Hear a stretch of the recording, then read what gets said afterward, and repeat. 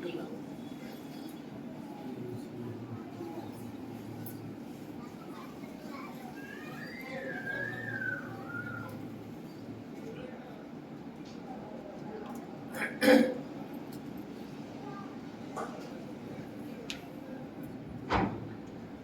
حول ولا قوة إلا بالله العلي العظيم. بسم الله الرحمن الرحيم. الحمد لله رب العالمين. الصلاة والسلام على سيد العرب والعجم. جسمه مقدس معطر مطهر منور، نور الهدى مصباح الظلم، جميع الشمم شفيع الأقم، صاحب الجود والكرم. والله عاصمه وجبرائيل قادمه، والبراق مركبه، والمعراج سفره، وسدرة المنتهى مقامه، وقاب قوسين مطلوبه والمطلوب. تعوده والمقصود جوده، سيد المرسلين أنيس الغربين، الملقب بطه والياسين، محبوب رب المشرقين والمغربين، جد الحسن والحسين. اللهم صل على محمد وآل محمد. المكي المدني الخرشي الهاشمي مولانا أبو القاسم محمد. اللهم صل على محمد وآل محمد. وآله الطيبين الطاهرين المعصومين المظلومين المنتجبين من يومنا هذا إلى قيام يوم الدين. أما بعد، فقد قال رسول الله صلى الله عليه وآله وسلم: إن الحسين مصباح الهدى وسفينة النجاة. صلوات عليه. اللهم صل على محمد وآل محمد. عزیز محترم سید عالم جناب محمد مصطفیٰ صلی اللہ علیہ وسلم، اللهم صل على محمد وآل محمد. ارشاد گرامی مرتبت، یقیناً میرا حسین مصباح الہدیٰ یعنی ہدایت کا چراغ ہے، وہ سفینۃ النجات اور نجات کا سفینہ ہے۔ اور میں نے عرض کیا تھا گزشتہ مجالسوں میں کہ ہدایت کا تعلق دنیا سے ہے، نجات کا تعلق آخرت سے ہے۔ یعنی مطلب یہ ہے سرور دو عالم کے کہنے کا کہ اگر دنیا چاہتے ہو تو حسین کے دروازے پہ آؤ، آخرت چاہتے ہو تو حسین کے دروازے پہ آؤ۔ یعنی جو حسین کے ساتھ ہو جائے اسے دنیا بھی مل جاتی ہے، آخرت بھی مل جاتی ہے۔ ایک سوال پڑے گا، اللهم صل على محمد وآل محمد. حسین کی بارگاہ بھی عجیب و غریب بارگاہ ہے۔ ایک تہران میں ایک بہت مالدار انسان رہتا تھا، اور اس کا یہ تھا کہ امام حسین کے لیے کھل کے پیسہ لٹاتا تھا، تبرک وغیرہ کے لیے۔ تو اکثر و بیشتر جب کبھی کوئی مطلب جلوس کا خرچوں کی ضرورت ہے یا مجلس کرانا ہے، اور نوجوان بچے خاص کر، ایک مرتبہ کچھ نوجوانوں کا ایک گروپ اس کے پاس گئے، جا کے کہنے لگے کہ بات ایسی ہے کہ ہم ساری رات ماتم کرنا چاہتے ہیں، شب بیداری کرنا چاہتے ہیں، اور ہمارے پاس پیسے نہیں ہیں۔ تو اس نے کہا امام حسین کے لیے کہاں پیش ہے؟ تو فوراً اس نے چیک بک نکالا، اس کے اوپر سائن کر کے رکھ دیا سامنے، جو فگر چاہتے ہو کرو۔ بچوں نے کہا نہیں آپ لکھ دیں، آپ بتائیں آپ کتنا دینا ہے۔ تو کہا کہ میں کون جو حسین کو دے سکوں؟ حسین کی ذات الگ ذات ہے، میری حیثیت کیا میں حسین کو؟ حسین کو دینے کے لیے آئے، لینے کے لیے کچھ نہیں آئے۔ ہاں تمہیں جتنی ضرورت ہے ڈال، بلینک چیک میں نے تمہارے سامنے رکھ دیا۔ لڑکوں نے کہا کہ کیا آپ واقعی چاہتے ہیں کہ ہم ڈال لیں فگر؟ کہا بالکل ڈال۔ انہوں نے آپس میں گفتگو کی اور اس کے بعد ایک فگر لکھ دیا۔ اب اس کے بعد یہ ہوا کہ کچھ عرصے کے بعد اس آدمی کا انتقال ہوا، تو کسی عالم دین نے خواب میں دیکھا کہ عجیب منظر ہے، امام حسین درے جنت پہ بیٹھے ہوئے، اور ایک لائن لگی ہوئی ہے لوگوں کی، اور ایک ایک کی فائل رکھی جا رہی ہے۔ امام حسین دیکھتے اس کو فلاں جگہ جنت میں جگہ دو، اس کو فلاں جگہ جنت میں جگہ دو۔ جب اس کی فائل آئی کہ سرکار یہ آدمی ہے، اس کی فائل ہے، امام حسین نے فائل بھی نہیں کھولی، کہا اس سے کہنا جنت میں جہاں چاہتا ہے وہاں۔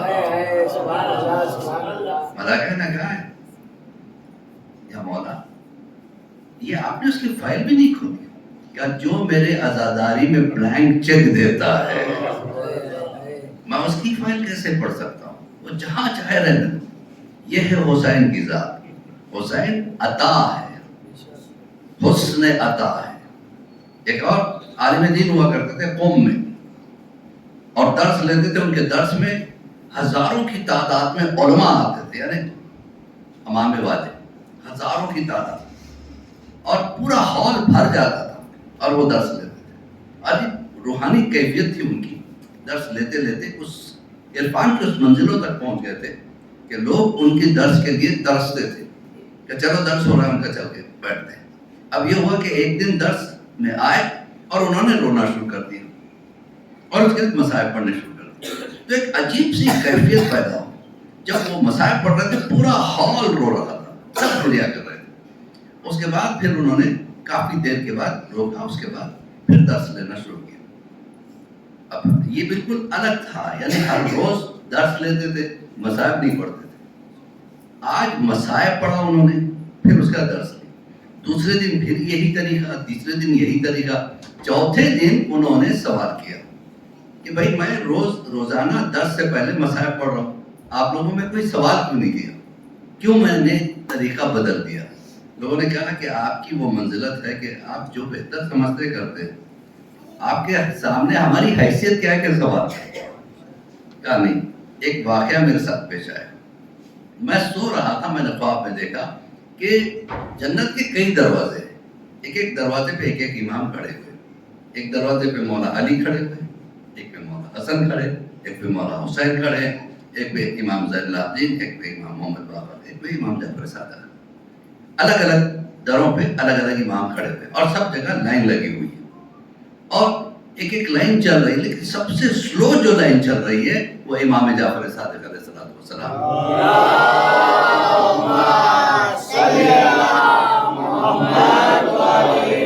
جتنے علماء ہیں، خطبہ علماء سب اسی لائن میں ہیں، اور ایک ایک کو امام جعفر صادق علیہ السلام سوال کر رہے ہیں، یہ روایت تم نے کہاں سے لی، یہ بات تم نے کہاں سے پڑھی، یہ چیز تم نے کہاں سے پڑھا، ایک ایک کو لمبے سوالات کے بعد داخل جنت کر رہا۔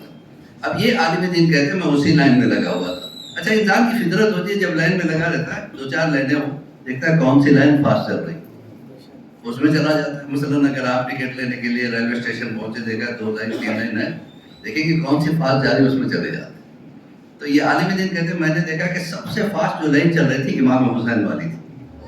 امام حسین چھک چھک چھک فوراً تو انہوں نے سوچا میں یہاں پہ لگا رہا ہوں، ایک ایک عالم سے اتنے سوالات کیے جا رہے ہیں، میں بہتر ہے اسی لائن میں چلا جاؤں۔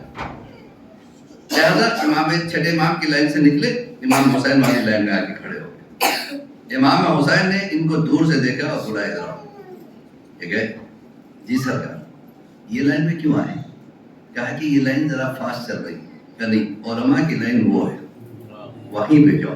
کیا پھر یہ لائن کہا ہے کس کی ہے؟ کہ یہ عزاداروں کی لائن ہے۔ کیا عزاداروں سے سوال کم ہوتا ہے؟ بس یہ دیکھنا تھا، میں نے اس دن سے سوچ لیا کہ جنت میں داخل ہونا ہے تو میں عالم کی حیثیت سے نہیں ہونا چاہتا، عزادار کی حیثیت سے ہونا چاہتا۔ ایک سلوات پڑھے ہوئے محمد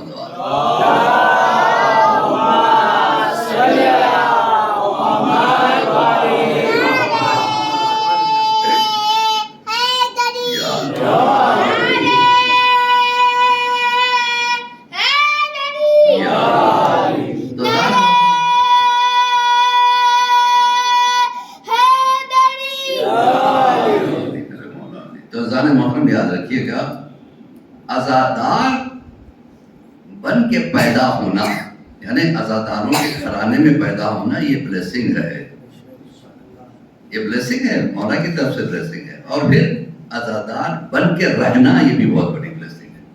کہیں دعا قبول نہیں ہوتی ہو، ہمارے چوتھے سرکار فرماتے ہیں اگر تمہاری دعا کہیں قبول نہیں ہوتی ہے تو فرش عذاب میں دعا مانگو۔ بہت اثر ہے اس دعا کا. آپ حیرت کریں گے یہ وہ جگہ ہے جہاں پہ سیدہ آمین کہتی ہے. دعا آپ کرتے ہو سیدہ آمین کہتی ہے. لہذا بہت عظمت ہے فرش ادا کی. ہمیں پتہ نہیں فرش ادا. چوتھے امام کہتے ہیں اگر کسی کو پتہ چل جائے مجلس میں آ کے صرف بیٹھنے کا کتنا ثواب ہے. رونے کی بات نہیں کر رہے امام. آ کے صرف مجلس عزا میں کوئی بیٹھ جائے تو اتنا ثواب ہے. اگر پتہ چل جائے تو انسان ایک مجلس کے بعد دنیا میں نکل جائے گا دوسری مجلس کہاں ہو رہی ہے. کوئی معمولی چیز نہیں ہے. کبھی کبھی لوگ کہتے ہیں مولانا ذرا کمٹمنٹ تھا میں نہیں آ پایا, تو میں ہنستے ہوئے کہہ دیتا ہوں بھیا ہر کسی کی قسمت میں مجلس میں آنا نہیں ہے. جس کی تقدیر میں زہرا لکھ دے. ایک صلوات پڑھے پر محمد والا.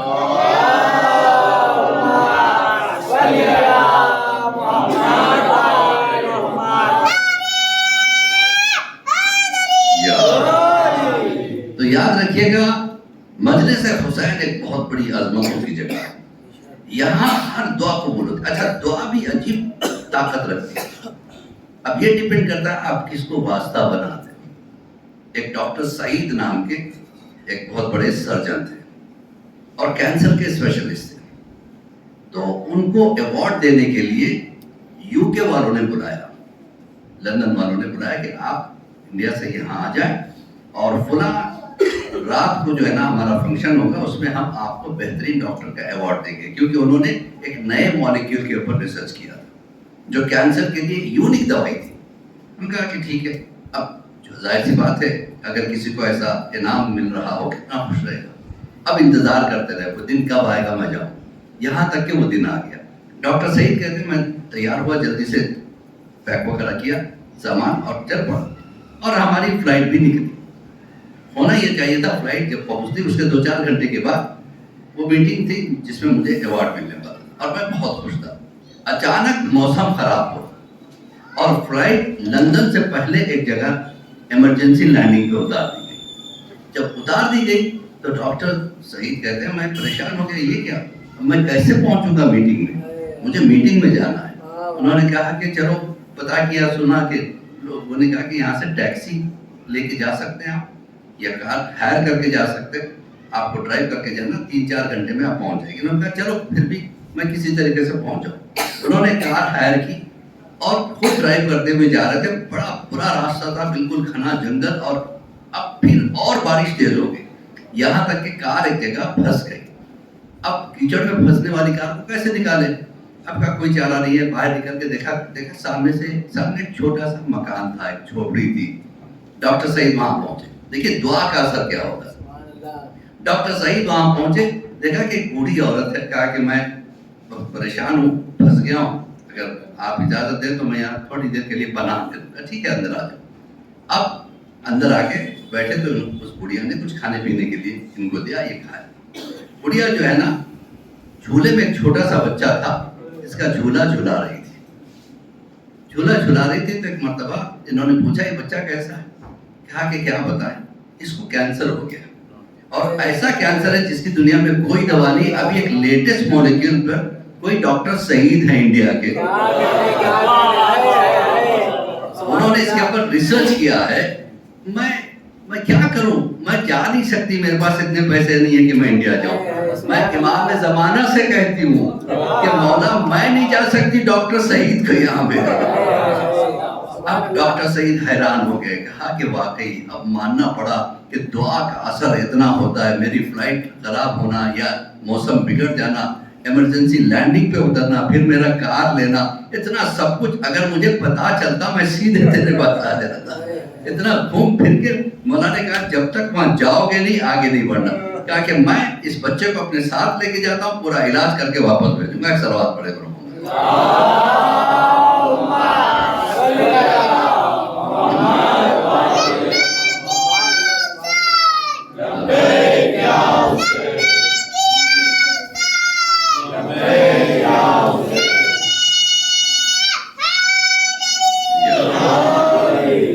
کینسر کی چل رہی تھی, اتفاق سے دیکھیے آج شب جمعہ بھی ہے.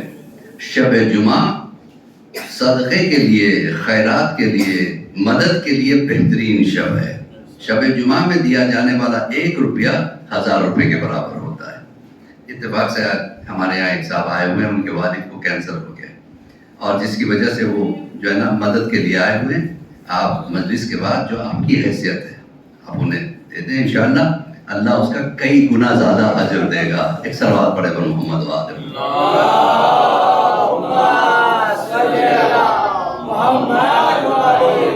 جابر ابن عبداللہ انصاری ایک مرتبہ مولا کائنات کے پاس پہنچے. مولا میں نے عجیب خواب، بہت غور سے سنیے، اس میں آپ کے لیے ایک بہترین میسیج ہے. مولا میں نے ایک عجیب خواب دیکھا. کیا خواب دیکھا جابر؟ تو مولا میں نے دیکھا کہ آسمان سے ایک قیمتی کپڑا لٹک رہا ہے جس میں جواہرات ہیں، سونے کے تار ہیں، چاندی کے تار ہیں، ہیرے موتی جڑے ہوئے ہیں، اور آواز آ رہی لو جتنا لینا چاہتے ہو لے لو، جتنا لینا چاہتے ہو لے لو. لیکن لوگ ہیں چھوٹے چھوٹے ٹکڑے، کوئی ایک کرتے کے برابر لے رہا ہے، کوئی ایک رومال کے برابر لے رہا ہے، تھوڑا تھوڑا لے کے جا رہا ہے. مولا مسکرائے کہا جابر تو نے خواب نہیں دیکھا، قیامت کا سامنا دیکھا. یہ لباس جو اوپر سے آیا تھا، جو کپڑا اوپر سے آسمان سے اترا تھا، یہ کچھ اور نہیں ہے بلکہ اللہ کا اسلام ہے، اللہ کا دین ہے. اور اللہ کہتا ہے کہ پورا دین تمہارے لیے ہے، بڑا قیمتی دین ہے. لیکن لوگ اپنے مطلب کی چیزیں لیتے ہیں، کوئی نمازیں لے لیتا ہے، کوئی عزاداری لے لیتا ہے. اللہ چاہتا ہے کہ مکمل طریقے سے، یعنی علی کا چاہنے والا ایسا ہو کہ عزاداری میں کسی سے کم نہیں تو نماز میں بھی کسی سے پیچھے نہ. ایک صلوات پڑھے پر محمد وآلہ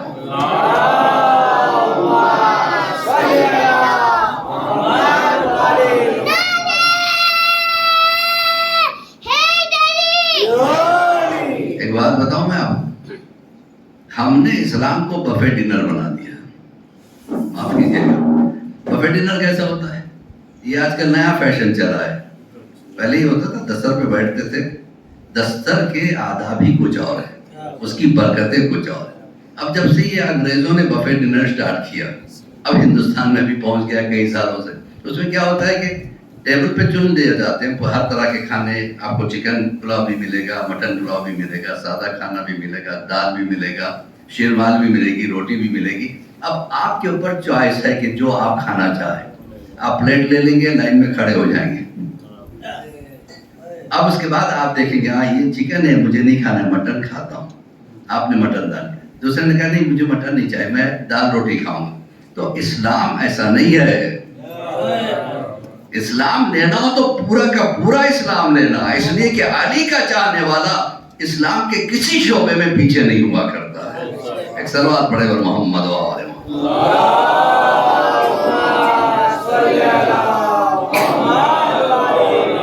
جابر نے کہا کہ مولا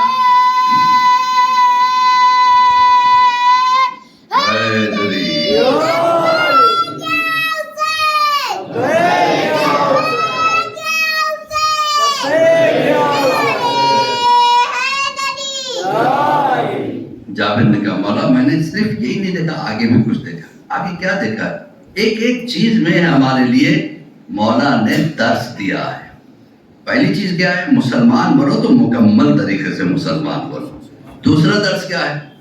مولا سے جابر کہتے ہیں میں نے دیکھا کہ ایک خوبصورت پنجرہ ہے. پنجرہ سمجھتے ہیں نا؟ کیج، سونے کا پنجرہ ہے جس میں ہیرے کے جو ہے نا چھوٹے چھوٹے موتی ہیرے کے چھوٹے چھوٹے ٹکڑے جڑے ہوئے ہیں. بڑا خوبصورت پنجرہ ہے اور اس کے اندر سے آواز آ رہی ہے، بڑی پیاری آواز، بڑی میٹھی آواز. تو میں نکل کے گیا دیکھنے کے لیے کہ آخر کون سا پنچھی ہے. دیکھا کہ اندر پنچھی کچھ نہیں ہے، صرف آواز ہی آواز ہے. جب سے مولا کہتے ہیں کہ آنے والے زمانے کے ذاکرین ہوں گے، بول بڑے اچھی اچھی باتیں کرتے ہوں گے، جب قریب میں جاؤ تو ان کے پاس کیریکٹر نام کی کوئی چیز نظر نہیں آئے. دیکھیے اس سے بہتر لیسن کیا ہے جو مولا دے رہے ہیں. جابر نے کہا کہ مولا میں نے کچھ اور بھی دیکھا ہے. کیا دیکھا جابر؟ تو مولا میں نے دیکھا ہے کہ ایک ہاؤس ہے جس میں جو ہے نا چاروں طرف گارڈن ہے، باغ ہے، اور بیچ میں ہاؤس ہے اور بڑا خوبصورت باغ ہے. میں نے قریب میں جا کے دیکھا تو اس ہاؤس میں پانی کے بجائے کیچڑ بھرا ہوا ہے. کہ یہ بھی آنے والے زمانے کے ہمارے وہ مولوی حضرات ہے، علماء ہے. لباس بہترین ہوگا، قریب میں جا کے دیکھو تو پھر ویسا کیریکٹر نہیں ہوگا. کہا کہ مولا میں نے اور بھی کچھ دیکھا. کیا دیکھا؟ کہ میں نے دیکھا کہ کچھ جانور ہیں جو چل رہے ہیں جن کے دو منہ ہیں، آگے بھی منہ ہے پیچھے بھی منہ ہے، اور وہ کھاتے جا رہے ہیں لیکن پیٹ نہیں بھرتا ہے. کہا جابر یہ آنے والے قیامت کے سامنے آنے والے تاجر ہیں، تجار ہیں, بزنس مین ہیں, حرام بھی کھاتے ہوں گے, حلال بھی کھاتے ہوں گے, پھر بھی پیٹ نہیں بھر رہا ہوگا.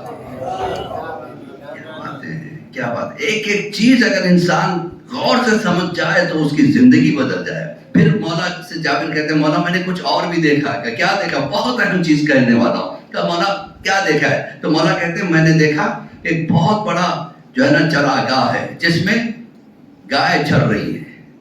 کچھ گائے ایسی ہیں جن کے تھن دودھ سے بھرے ہوئے, کچھ ایسی ہیں جن کے تھن سکڑے ہوئے ہیں, اس میں دودھ ہی نہیں ہے. لیکن لوگ ہیں جو سکڑے ہوئے تھن ہیں اس میں سے دودھ کھینچنے کی کوشش کر رہے ہیں. جو بھرے ہوئے تھن ہیں ان کے پاس کوئی جا نہیں رہا. کہ آنے والے زمانے کے وہ ہمارے علماء ہیں جن کے پاس علم ہے, ان کے پاس کوئی پوچھنے نہیں جاتا, ان سے مسئلے پوچھتے ہیں جن کا علم سے کوئی تعلق ہی نہیں ہے. صلوات پڑھے گا محمد و آل محمد.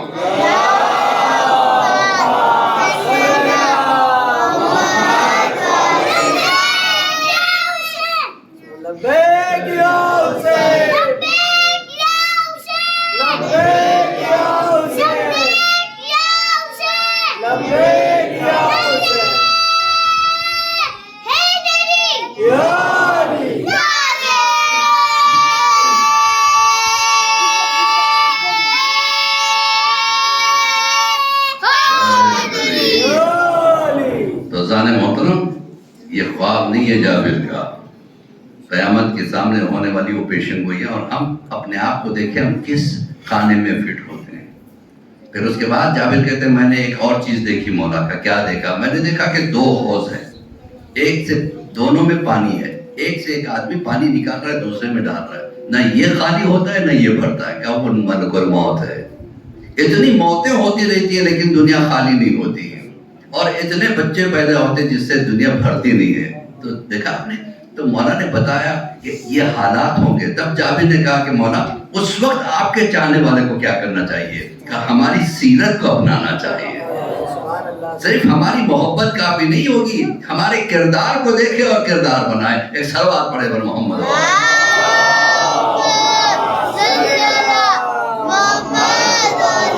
اسلام ایک بہترین چیز ہے.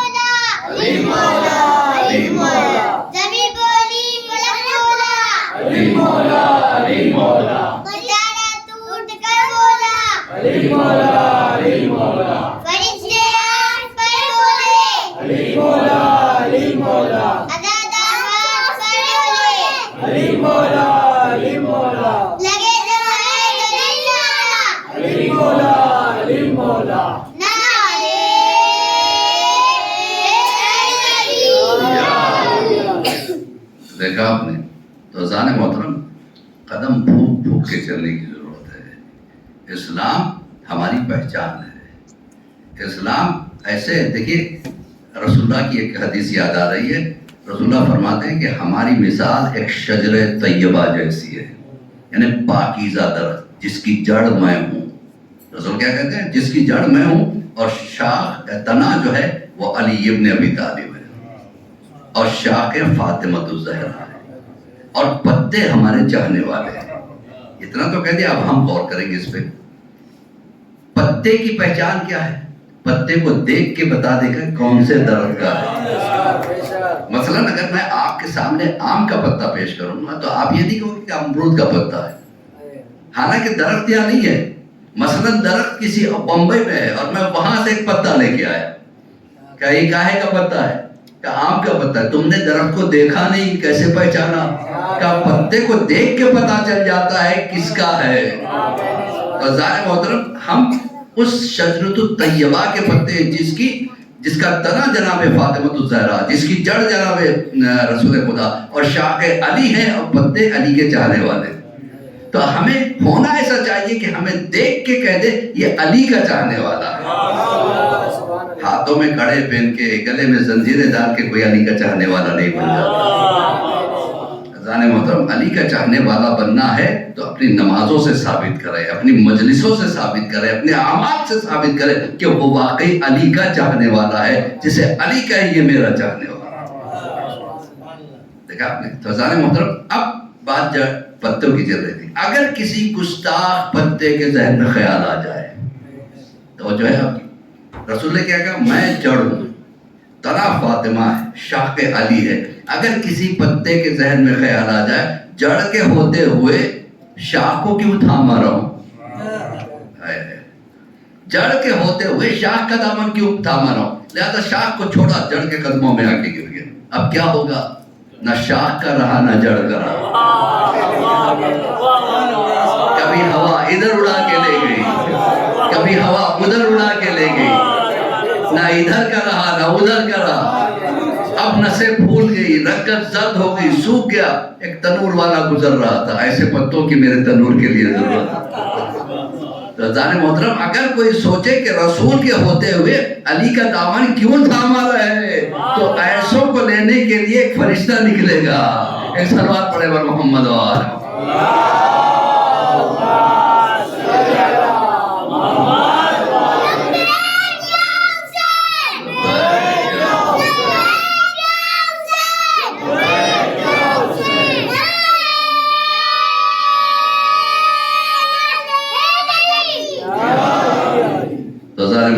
اسلام بہترین ریلیجن ہے. ہمیں جیسا خدا ملا کسی کو نہیں ملا، ہمیں جیسے رسول ملے کسی کو نہیں ملے. آج ایک بہت اہم چیز بتانا چاہتا ہوں کہ اسلام پر دو ہستیوں کا بہت بڑا احسان ہے. ایک جناب ابو طالب، ایک جناب خدیجہ. بہت اہم کیا کنٹریبیوشن تھا جناب خدیجہ کا، انشاءاللہ آپ سنیں گے، لیکن اس کے لیے بھرپور صلوات پڑھے گا.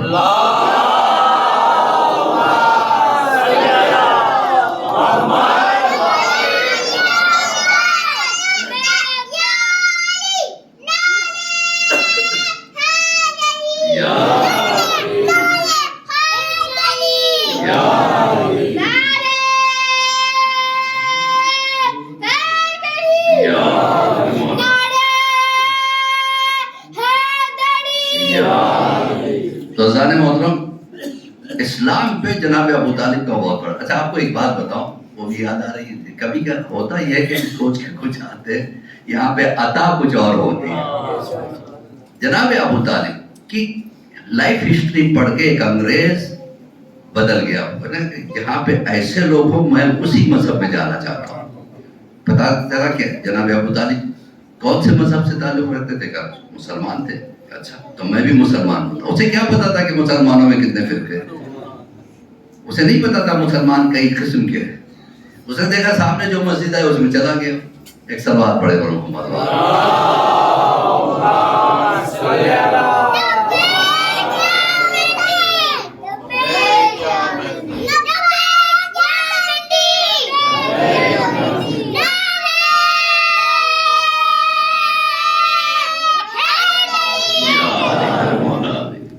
اب یہ ہوا کہ جو مسجد سامنے آ گئی اس میں چلا گیا کہ میں مسلمان ہونا چاہتا ہوں. اور وہاں کے مولانا بہت خوش ہو گئے، چلو اچھی بات ہے، آؤ میں بیٹھ جاؤ، میں تمہیں مسلمان بنا دوں. ادھر ادھر دیکھا کہ میں مسلمان بنا رہا ہوں. کہا کلمہ لا الہ الا اللہ پڑھ لو، لا الہ الا اللہ محمد رسول اللہ، ہو گئے مسلمان. کہ بس اتنا ہی اسلام کا؟ نہیں، ابھی تمہیں وضو سیکھنا ہے، نمازیں سیکھنی ہے، روزے سیکھنے. روز آتے رہنا، دھیرے دھیرے سمجھ میں آ جائے گا. اب یہ روز جاتا ہے کہ ایک چیز سیکھتا ہے، یہاں تک کہ جمعہ آ گیا. جب جمعہ آ گیا، اب وہ حضرت ممبر پہ پہنچ کے کہتے ہیں کہ ابو طالب نعوذ باللہ کافر تھے. اب اس کو بڑا غصہ آیا. جس کا کیریکٹر سن کے میں مسلمان ہو گیا، وہ مسلمان نہیں تو مسلمان کون ہوگا؟ اسے بڑا خراب لگا. اب لال پیلا ہوا، کیسے اس مولوی کو پوچھوں. اب یہ ہوا کہ نماز ختم ہوئی. اب مولانا گھر کی طرف چلے، یہ پیچھے پیچھے چلا. مولانا نے دیکھا اس کے تیور کچھ بدلے ہوئے. وہ جلدی جلدی چل کے گھر میں گھسنا چاہتے تھے، ہاتھ پکڑ لیا. کہاں جا رہے ہو؟ کیا ہو گیا بھائی، خیریت تو ہے؟ آج تیور کچھ بدلے. کہ نہیں، میں آپ کا احسان ہے، آپ نے مجھے مسلمان بنایا. کہ وہ میرا فریضہ تھا کہ آپ نے مجھے نماز سکھائی، آپ نے مجھے وضو سکھایا، آپ نے مجھے غسل سکھایا، آپ نے مجھے کلمہ سکھایا. کہ سب میرا فریضہ تھا. کہ ایک احسان اور کر دو. کہ وہ کیا؟ میں نے سنا آپ کی ایک جوان بیٹی ہے. کہ ہاں ہے. کیا اس کی شادی میرے سے کر دو.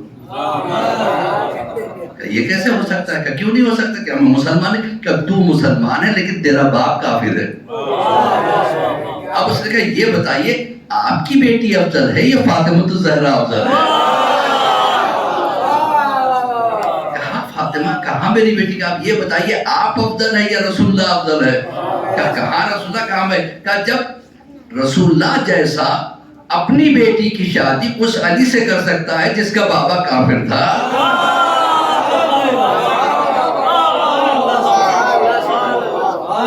کیا کس نے کہا کہ ابو طالب کافر تھے؟ وہ تو مسلمان تھے، مومن تھے۔ کیا کیسا مولوی ہے، گھر میں سچ بولتا ہے، منبر پہ جھوٹ بولتا ہے۔ صلوات پڑھے بر محمد و آل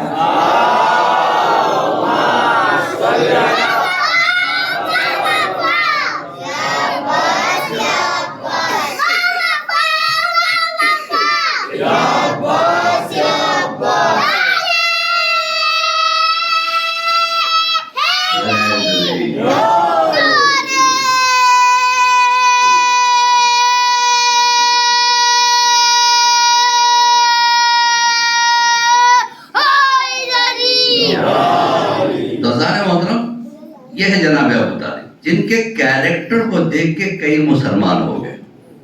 ان کے بڑے احسانات ہیں۔ آج جناب ابو طالب کا احسان تو اتنا بتا دوں کہ جس نے اپنی گود میں 2 بچے پالے، ایک بڑا ہو کے انبیاء کا سردار بنا، ایک بڑا ہو کے اولیاء کا سردار بنا۔ جس کے گود میں پلنے والے انبیاء اور اولیاء کے سردار ہوتے تو اس گود کا کیا کہنا۔ وہ تھے جناب ابو طالب۔ بڑا احسان، سب سے بڑا احسان یہ ہے کہ جناب رسالت ماں کو اتنا، یعنی ہر وقت دیکھیے جن کے بیٹے علی ہوں، علی جیسا بیٹا رکھتے ہوئے بھتیجے کی فکر کرنا، میرا بھتیجا کھایا یا نہیں، محمد کھایا کہ نہیں، محمد پیا کہ نہیں، محمد سویا کہ نہیں، محمد جاگا کہ نہیں، محمد اٹھا کہ نہیں، ہر وقت محمد محمد محمد کرتے رہے۔ اللہ نے کہا میں بھی حاضر ہوں، اب قیامت تک علی علی علی کروا دو۔ صلوات پڑھے بر محمد و آل محمد۔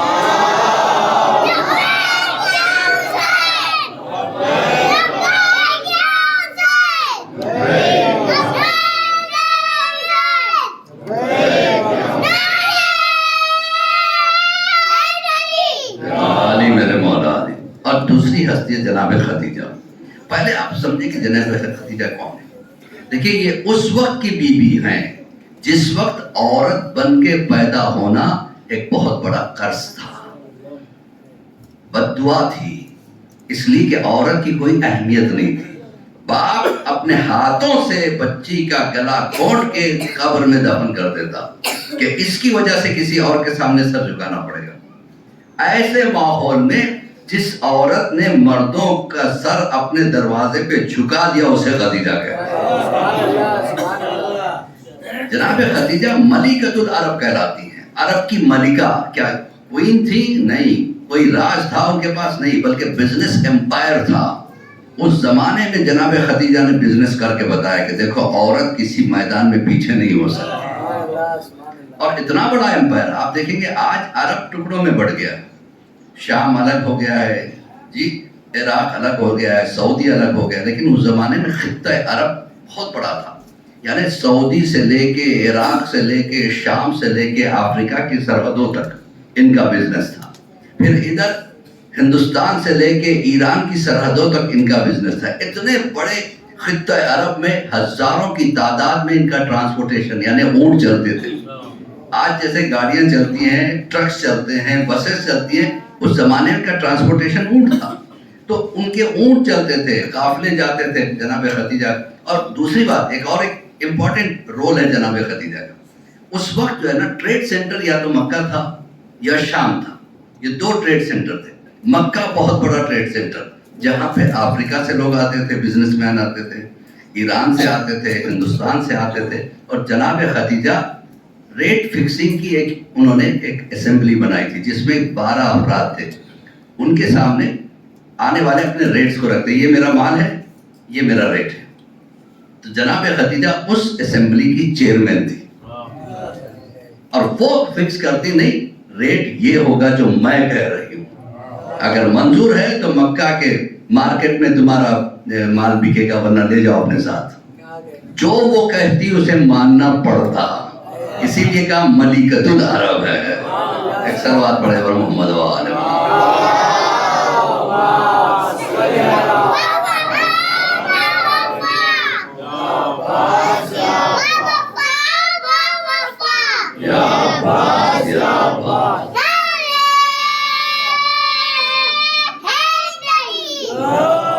تو خدیجہ ان کا اتنا بڑا رول تھا، اس وقت تنہا پورے بزنس امپائر کی شہزادی کو خدیجہ کہتے ہیں۔ جناب خدیجہ کا اتنا روب و دبدبہ تھا، پورے عرب میں ان کا سکہ چلتا تھا، یعنی وہ جو کہہ دے وہ ماننا پڑتا۔ عرب میں بیٹھ کے پوری دنیا کو کنٹرول کر رہی ہے، یعنی افریقہ سے جو بزنس آئے وہ بھی ان کے کنٹرول میں، ہندوستان کے بزنس مین ان کے کنٹرول میں، ایران کے بزنس مین ان کے کنٹرول میں، یورپ یعنی اس وقت لندن کو جو ہے نا روم کہا جاتا تھا، یعنی رائل روم سے جو بزنس مین آتے تھے ان کو کنٹرول، یعنی تنہا عورت پوری دنیا پہ راج کر رہی تھی۔ کوئی معمولی انڈر اسٹیمیٹ نہ کیجیے جناب خدیجہ، اتنی دولت، اتنی کہ خود ان کو پتا نہیں تھا کتنی دولت۔ ایک مرتبہ بیٹھی ہے، گفتگو چل رہی ہے، برابر میں ایک کاہن بیٹھا ہوا تھا، کاہن سمجھتے نا جو آسمانی علوم کو جاننے والا، وہ بیٹھا ہوا تھا۔ اچانک کاہن کھڑا ہو گیا، پھر بیٹھا، پھر کھڑا ہو گیا، پھر بیٹھا۔ اب کہا جناب خدیجہ کہ کیا بات ہے؟ تو میں نے دیکھا کہ ابھی ایک جوان سامنے سے گزرا تو میں کھڑا ہوا، پھر واپس آیا تو میں کھڑا ہوا۔ کہا کیوں؟ کہا میں نے دیکھا کہ اس کے تابع ستارے ہیں، اس کا تابع سورج ہے، وہ چاہے تو سورج کو پلٹا دے، وہ چاہے تو چاند کے 2 ٹکڑے کر دے۔ کہا کہ ایسا کوئی شخص ہے مکہ میں؟ کہاں ہے، میں نے اپنے آنکھوں سے ابھی دیکھا۔ اس انسان سے جو شادی کرے گا اللہ اس کے شکم سے ایک ایسی بیٹی کو دے گا جو ملکہ کائنات ہوگی۔ جناب خدیجہ نے کہ جلدی سے جاؤ، کون ہے دیکھو۔ غلام گئے، دیکھا کہ رسول اللہ گزر رہے تھے۔ کہا آپ کو شہزادی نے یاد کیا، جناب رسالت تشریف لائے، جیسے آئے چہرے پہ وہ روب و دبدبا تھا، دیکھ کے خدیجہ بھی کھڑی ہو گئی۔ جس کی تعظیم کے لیے دنیا اٹھے، وہ جس کے لیے اٹھے اسے محمد عربی کہتے ہیں۔ رضان محترم آج مخصوص تاریخ ہے رسالت مآب کی، رسول خدا کی اور امام حسن کی، تو میں نے سوچا اس ٹاپک پہ بات ہونا چاہیے کہ جناب خدیجہ کا کتنا بڑا حصہ ہے۔ اب جناب خدیجہ میں اتنی ہمت نہیں تھی کہ بات کر سکے، کہ بس ایسے ہی آپ کی زیارت کے لیے بلائے تھے، آپ تشریف لے جا سکتے ہیں۔ ادھر وہ گئے، میسرہ کو بلایا جو شاطر اور بہت چالاک جو ہے نا ایڈوائزر تھا جناب خدیجہ کا، بزنس ایڈوائزر۔ کہا میسرہ یہ پتا کرو یہ رہتے کہاں ہیں؟ کہ ابو طالب کیا؟ اچھا تو ابو طالب کو بلواؤ۔ جناب ابو طالب کو بلایا۔ کہ میں چاہتی ہوں کہ میرے قافلے میں جو اس وقت بہت بڑا قافلہ جانے والا ہے اس میں آپ بھی تشریف لے جائیں، ساتھ اپنے بھتیجے کو بھی لے جائیں۔ کہا ٹھیک ہے میں لے کے جاؤں گا۔ اب میسرہ کو بلایا، میسرہ تمہیں صرف محمد پہ نگاہ رکھنی ہے، ایک سلوات پڑھے پر محمد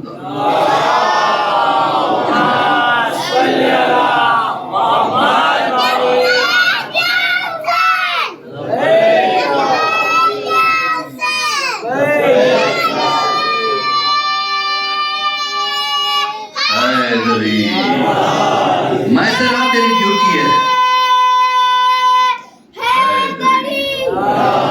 میسرہ تیری ڈیوٹی یہ ہے کہ صرف محمد عربی پہ ایک نگاہ رکھے، وہ کرتے کیا ہیں، اٹھتے کیسے ہیں، بیٹھتے کیسے، اور مجھے رپورٹ لا کے دینی ہے۔ بہت بڑی بزنس ایڈمنسٹریٹر تھی، امپائر کی شہزادی تھی، لہٰذا ان کی الگ الگ پالیسیز ہوتی، کسی پہ نگاہ رکھنا ان کے لیے کوئی بڑی چیز نہیں تھی۔ اب میسرہ چلا، میسرہ چلا۔ اب پہلی چیز میسرہ نے جو نوٹس کی کہ رسول اللہ جب ریتی پہ قدم رکھتے ہیں تو نشان نہیں پڑتا، پتھر پہ قدم رکھتے ہیں تو نشان پڑ جاتا ہے۔ میسرہ نے اپنی ڈائری میں نوٹ کرنا شروع کیا۔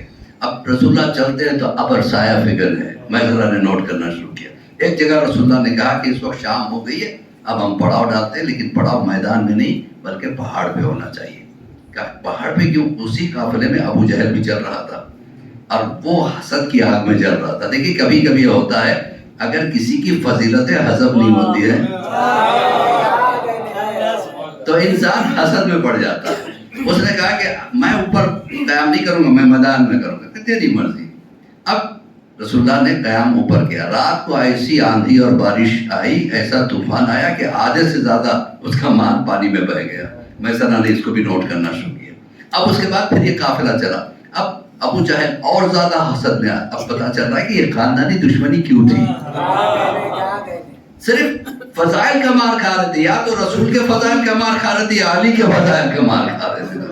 اب یہ ہوا کہ ابو جہل نے کہا چلو میں پیچھے کیوں چلوں، میں آگے آگے چلتا ہوں۔ آگے اپنے قافلے کو لے کے چلا۔ اب رسول اللہ اپنے قافلے کو لے کے پیچھے آ رہے تھے۔ آگے بڑھ کے ایک جگہ ایسی آئی کہ دوپہر کی دھوپ کی وجہ سے بہت پیاس لگی تھی. اس نے کہا جلدی سے دیکھو یہاں ایک ہی کنواں ہے اور میں اس راستے سے برابر کئی مرتبہ آیا گیا ہوں, کہیں اور کنواں نہیں ہے, لہٰذا آپ سب مل کے پانی پیتے ہیں. سب نے پانی پیا کہ آپ اس کنویں کو بند کر دو تاکہ رسول جب آئیں تو انہیں پانی نہ ملے. دیکھیے حسد بڑی بری چیز ہوتی ہے. حسد کیا ہوتی ہے؟ سامنے والے کا نقصان ہو جائے, بھلے سے اس نقصان میں اپنا بھی نقصان ہو جائے, اسے حسد کہتے ہیں. اب یہ ہوا کہ میسرہ ایک ایک چیز کو نوٹ کر رہا ہے. اب رسول اللہ کا قافلہ آیا. جیسے رسول اللہ کا قافلہ آیا لیول کر دیا جا چکا تھا کنواں. رسول ٹھیک اسی جگہ پہنچے. کیا تم سب کو پیاس لگی؟ کہ بہت پیاس لگی. اب انہوں نے ٹھوکر ماری, وہاں سے ایک جھرنا نکلا. کہا کہ یہ پانی پی لو, اس سے زیادہ ٹھنڈا اور میٹھا پانی کہیں نہیں ملے گا.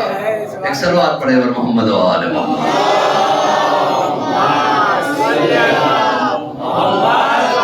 میں ذرا اس چیز کو بھی لکھنا شروع کر دیا. اب یہاں تک کہ اور آگے بڑھ رہے تھے, دیکھا کہ دو پہاڑ کے بیچ کا ایک درہ آیا, راستہ آیا, جہاں پہ ابو جہل نے دیکھا کہ بیچ درے میں ایک بہت بڑا اژدہا کھڑا ہوا ہے. اب دیکھ کے پیچھے ہٹ گیا, کہا ہٹ جاؤ, اب محمد کے قافلے کو آگے بڑھائیں گے, ہم پیچھے رہیں گے, کیونکہ یہ خطرناک اژدہا ہے, یہ اگر ڈس لے تو آدمی ختم ہو جائے. تو اس کے قافلے والے ہٹ گئے, رسول اللہ اپنے قافلے کو لے کے چلے گئے. اب جیسے اژدہے کو دیکھا رسول اللہ نے مسکرایا, کیسے ہو؟ اب اس نے فصیح عربی زبان میں کہا, سرکار آپ کا انتظار میں کئی 100 سال سے کر رہا ہوں, کہ بتا بھی تو تم ہو کون؟ کہا میں اس جنات کے قوم سے تعلق رکھتا ہوں جس میں رہنے والے علی کو چاہنے والے ہیں.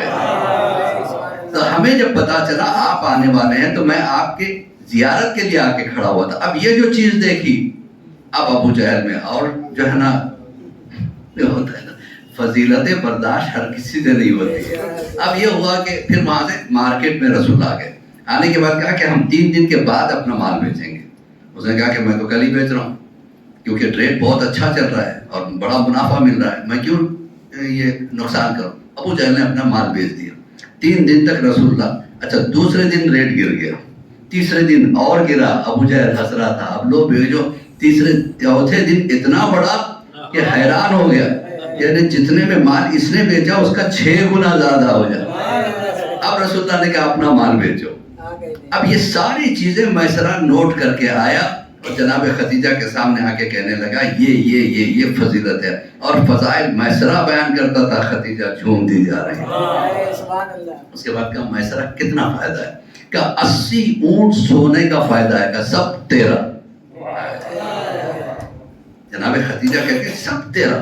میسرہ نے کہا اتنی بڑی دولت مجھے کیوں؟ کہ تو نے فضائل محمد بیان کیے ہیں. جب فضیلت اہل بیت پہ خدیجہ اتنا دے سکتی ہے تو اللہ کتنا دیتا ہو. صلوات پڑھے اور محمد و آل.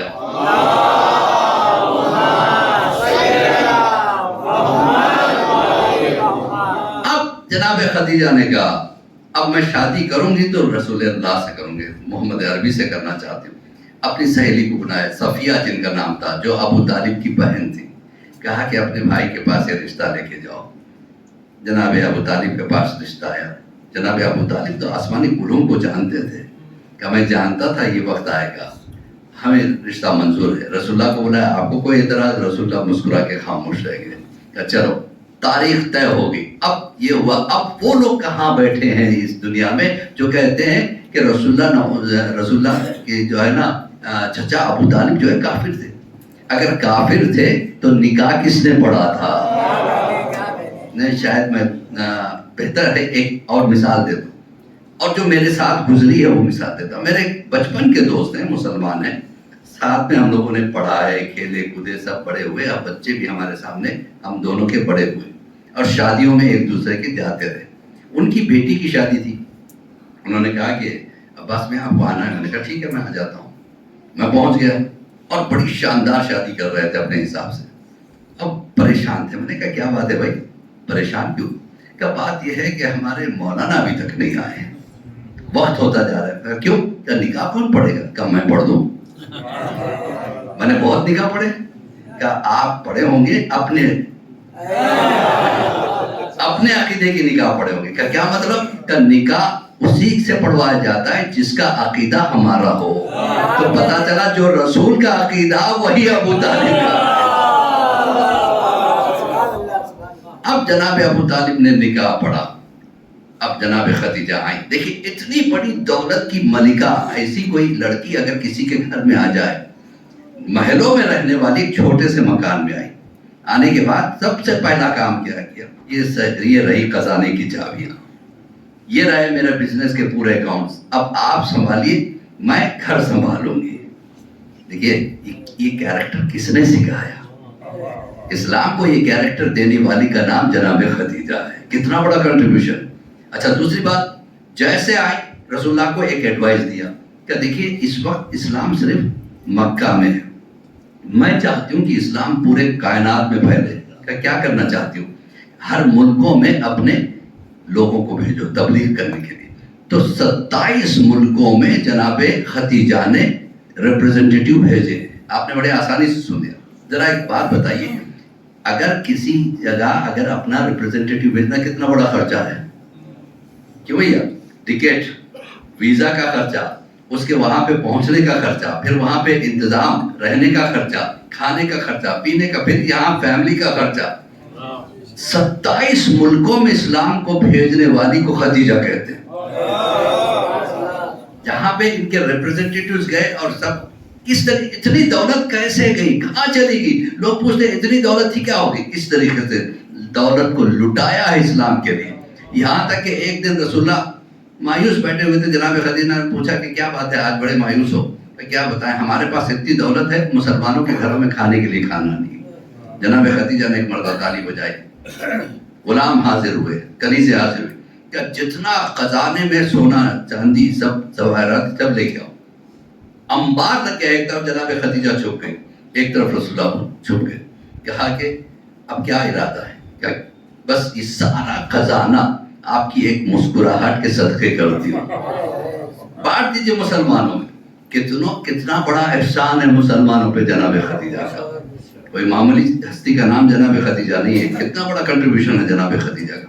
پھر جناب خدیجہ کے لیے یہ بھی ملتا ہے کہ جناب خدیجہ نے ایک مرتبہ رسول اللہ سے دیکھا کہ رسول اللہ بہت مایوس بیٹھے، کہ کیا بات ہے، کیا اب ہمارا پیسہ بھی ختم ہو گیا، پھر بھی یہ مسلمان نہیں ہوتے، میں جاتا ہوں تبلیغ کرتا ہوں لیکن کلمہ نہیں پڑھتے. کتنا بڑا ڈائلاگ تھا جناب خدیجہ کا. جناب خدیجہ کہتی ہیں کہ یا رسول اللہ یہ جتنے سردار ہیں سب میرے قرض دار ہیں. یہ جتنے سردار ہیں، میں دیکھنا چاہتا ہوں کس کے دل میں بات اتری ہے، کس کے سر پہ سے چلے گئی. کہ جتنے سردار ہیں سب میرے قرض دار ہیں. آج خانہ کعبہ کی دیوار پہ کھڑے ہو کے اعلان کر دیجئے، آج کے دن جو کلمہ پڑھے گا میں خدیجہ اس کی زندگی بھر کا قرضہ معاف.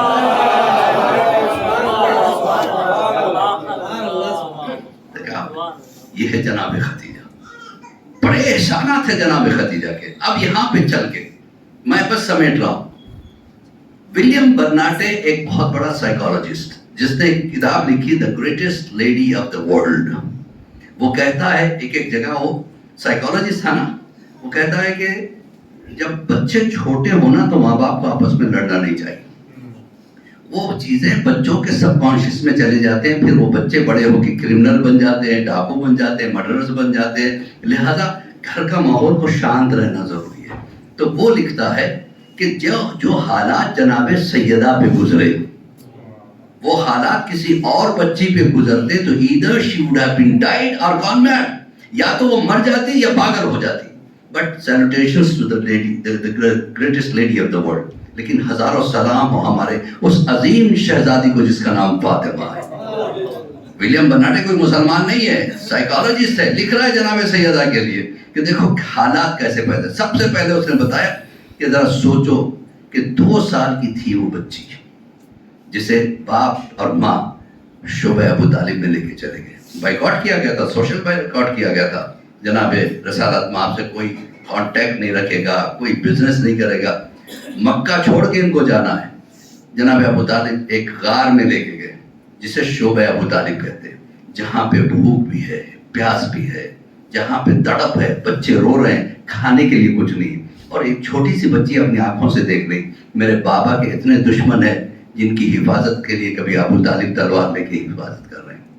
کبھی جعفر طیار تلوار لے کے حفاظت، کبھی حمزہ تلوار لے کے حفاظت، ساری رات یہ لوگ جاگ رہے کہ کوئی آ کے میرے بابا کو مار نہ ڈالے۔ اور یہ بچی جب 4 سال کی ہوئی تو اپنے شعبے سے پہلی مرتبہ اپنے آنگن میں آئی، کہتی ہے جناب سیدہ اماں ہمارے گھر کا کتنا بڑا آنگن ہے۔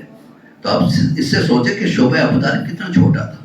پھر یہاں پہ آنے کے بعد جناب سیدہ کے لیے ولیم برناٹے لکھتا ہے کیا خوشیاں زیادہ دن کی تھی، وہ سال تھا جسے عام الحسن کہا جاتا ہے۔ 6 مہینے میں ابو طالب کا انتقال ہو جاتا ہے، 6 مہینے میں جناب خدیجہ چھوڑ کے چلی جاتی ہے۔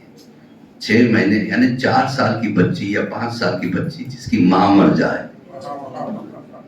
ولیم برناٹے کہتا ہے ایسے میں باپ کو باپ بھی بن کے پالنا ہے، ماں بھی بن کے پالنا ہے۔ تو سوچو کیسے۔ اور اس کے بعد اچھا ایک اور منظر آپ کے سامنے پیش کروں۔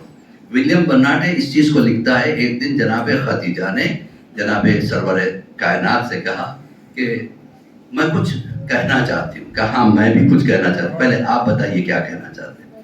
تو جناب رسالت مآب نے کہا خدیجہ میں دیکھ رہا ہوں کہ تم بہت بیمار ہو، چند دنوں کی مہمان ہو، دنیا سے جانے والی ہو، لیکن تم نے آج تک اسلام کو دیا ہے، مانگا کچھ نہیں۔ میں چاہتا ہوں کہ آج تم کچھ مانگ لو۔ ذرا آج کی ہماری بہنیں، ہماری بیٹیاں اس جواب کو سنیں جناب خدیجہ کا۔ جناب خدیجہ سے کیا کہتی ہے جناب خدیجہ کہ جسے آپ جیسا شوہر مل جائے اسے مانگنے کے لیے کیا رہ جاتا ہے، یعنی پھر بھی کچھ مانگو۔ کہا جسے سیدہ جیسی بیٹی مل جائے اسے مانگنے کے لیے کیا رہ جاتا ہے، یعنی میں چاہتا ہوں کہ کچھ مانگو۔ تو جناب خدیجہ اٹھی، عصا کا سہارا لیتے ہوئے اندر گئی، ایک چھوٹی سی بچی اس کو لے کے آ کے گود میں بٹھا کے رسول اللہ کے سامنے زمین پر بیٹھ گئی۔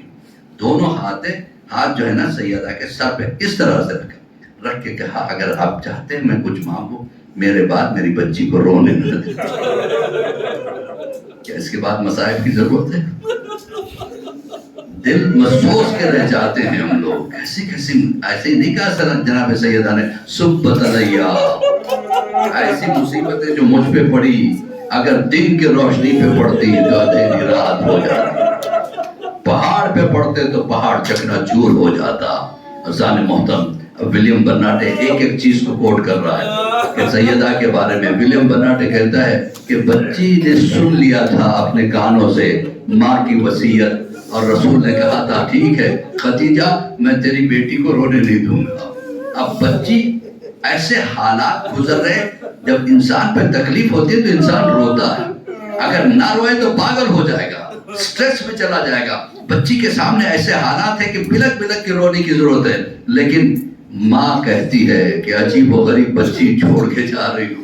جناب سیدہ کے لیے ماں کہتی ہے کہ میری بچی بڑی صابرہ ہے، تو وہی ولیم برناٹے کہتا ہے اتنی صابرہ بیٹی، اتنی صابرہ بیٹی۔ حالات کہتے ہیں کہ سیدہ رو لے، فاطمہ رو لے، لیکن فاطمہ کہتی ہے اگر میں روؤں گی تو میرا بابا میری اماں کے سامنے شرمندہ ہو جائے گا، روؤں گی نہیں۔